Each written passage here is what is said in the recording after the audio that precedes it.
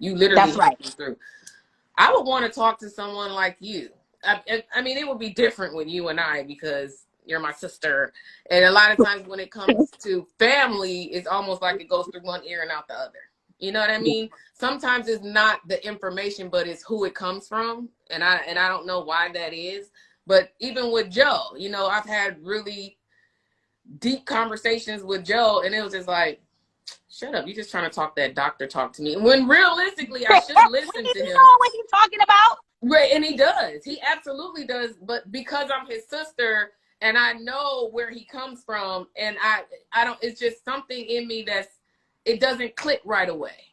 But Right.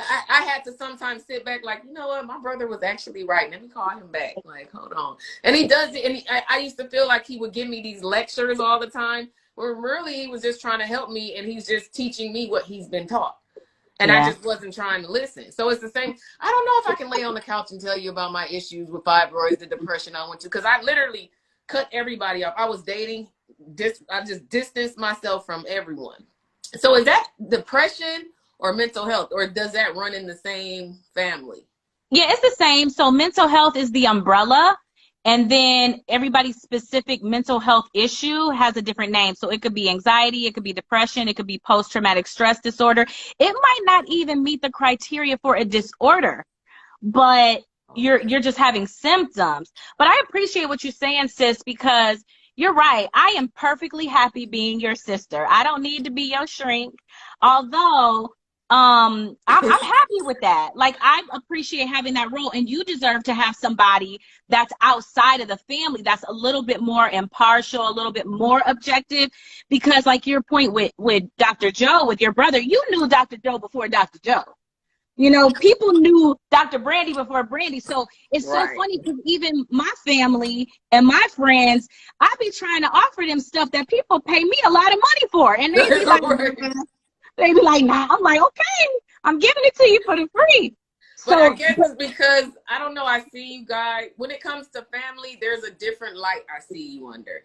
I sure. don't see you as someone I would, now I tell you a lot of my issues. We know that, my personal issues and things like that. But when it comes to something about depression and seeking professional help, I don't know why you and Joe would not have been the people I would go to, even though I know you're amazing at what you do. I know you have several different clients that come to you that's been going to you for a while. I get that, but you're my sister.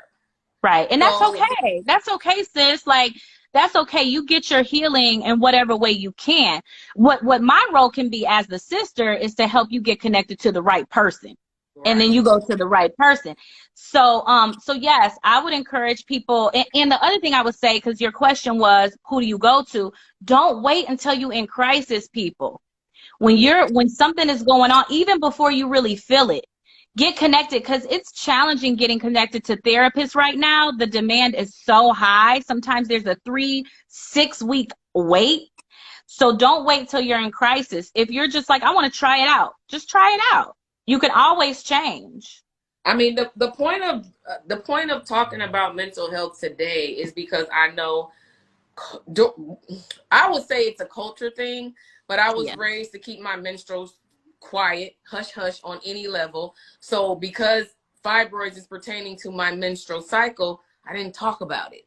So I'm trying to break that generational curse in our culture. I'm trying to break it in every culture, because That's the good. women, they just don't speak up and speak out when it comes to fibroids. Maybe it's because of they're embarrassed behind the accidents that happen with the menstrual. Just your menstrual cycle can come uh, last for 10, 20 days, leave for 2 days and come right back again. So that can affect the marriage, you know, your relationship. You know, I've known people that are still trying to conceive a child and been trying for years. I said this to Joe. They've been trying for years and they haven't been able to because of fibroids. That has to have an effect on your relationship when neither one of you have ever had kids. You know, so it's almost like, how do you be fair? How do you comfort your partner? But that would be hard for me to Well, talk to my partner. But how do you comfort your partner when you don't even know what's really going on? I was really clueless at one point when it came to fibroids. That's why I chose the surgery that I honestly didn't have to have. I could have went to USA Fibroid Centers and had a UFE, uterine fibroid embolization, but I was unaware of it. My doctor never mentioned it. And come to find out, now that I'm a little more educated when it comes to fibroids, the reason the doctors don't mention it as much is because it costs less money to do a UFE than it does to do a myomectomy or hysterectomy. So it's really based off money, the dollar. And it's horrible. I have a permanent scar. And if I ever was to conceive a child, I cannot conceive vaginally. I have to have a cesarean because I made that decision to have a myomectomy. But I didn't know all my options. And that caused depression. That caused issues with my mental health. I felt abnormal. I felt like I couldn't experience what other women, you know, experience when they conceive a child. I felt different. Like it made me distance myself again. I had to continuously talk.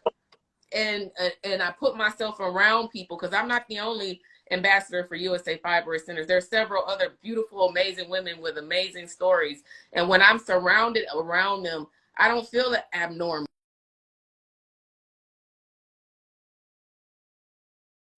in that world. And I had to continue to talk about it because before, when I would talk about it, sis, I would break down and cry. I'm sure. Oh my God, I can't conceive a child. Am I weird? Am I, you know, I started to, you know, think these crazy thoughts. But now I'm not weird. I'm not crazy. I'm not abnormal. This is my situation. These are my circumstances, and I know how to deal with it. I speak up and I speak out on it so women don't end up in the situation that I'm in. That's right. And someone in the chat is asking what UFE is, because to your point, people don't even know. UFE it's abbreviation for uterine fibroid embolization. It's a non-surgical procedure that is done at USA Fibroid Centers. You can contact any of their locations. They have several around the U.S. Check out the website. But they can remove your fibroids without surgery. And that wasn't an option that was given to me. So that's what UFE is. Of course, you have to go through a list of procedures and you have to make sure you're eligible to receive UFE, but that's something you talk to with the doctor at USA Fibroid Centers. But I would have been a great candidate to have it done. I just didn't know about it. So instead of going through a UFE, I had the myomectomy. The myomectomy is when they cut you in your abdomen. They pull out your uterus, cut the fibroids from your uterus, and place your uterus back in so you can conceive. A hysterectomy is when they take out your uterus completely and you will never be able to conceive. And they literally gave me that option knowing I never had a child. I mean, and I still could have a child. So I'm like, why are you offering this to me? I just didn't understand. But those are the options that I wish I had back then. But it's okay. Everything happens for a reason, I feel. And, you know, if I had a UFE, who knows? I might not have been a spokesperson for USA Fibroid Centers. My story would not have reached as many women as it reached. I don't know. I just know this is the path that I'm on. This is the path God put me on, and I'm a soldier. Yes, you're a soldier. That's right. Yeah. But I'm glad you spoke with me about it. If someone wanted to contact you in regards to mental health, because that is what you do for a living. I mean, why don't you tell them what you do for a living before we leave? I could do that. Yes. Thank you, sis. I am Dr. Brandy Pritchard Johnson. Everybody says Dr. Brandy. And I am a counseling psychologist. I specialize in women's issues. I also specialize in intergenerational trauma. Okay. The trauma that we kind of passed down from generation to generation, cultural, racial trauma, and a lot of interpersonal issues. So like relational issues. I also work with a lot of youth. And so the best way to find me really is Dr. Brandy on Instagram at Dr. Brandy PJ or the DianeMorganGroup.com. And I have to say, because people are like, who is Diane and who is Diane Morgan? Because you're Dr. Brandy. The Diane Morgan Group is named after my mother, may she rest in peace, and my godmother, may she rest in peace, because I also work a lot with trauma as it relates to grief and loss. So the DianeMorganGroup.com. And it's spelled exactly how it sounds, DaineMorgan. And where are you located? I am in Detroit, Michigan, but I do therapeutic consultations and speaking anywhere. So I will hop a plane if I need to. And you do Zooms, correct? Zoom. And I do Zooms. I do what we call telehealth. Okay, so I will do Zooms with people. And so, sis, if you could share my information, I'm happy to chat with folks. But I do want to make one other quick point because you talked about the shame. And so, congratulations to you for breaking the stigmatization of speaking out on women's health, especially women's health, women of color, because some of these challenges, some of these medical issues and mental health challenges really could be prevented if we just talk about it more. Shame breeds in secrecy. Yes. So, I good stuff. totally agree with that. And you know what? I think the mental health process, as far as going through fibroids, that might end up on your list of clients, because I think that we've been able to reach so many different women that a lot of women have been speaking up and speaking out on fibroids. And I think they're ready to talk about their mental health issues.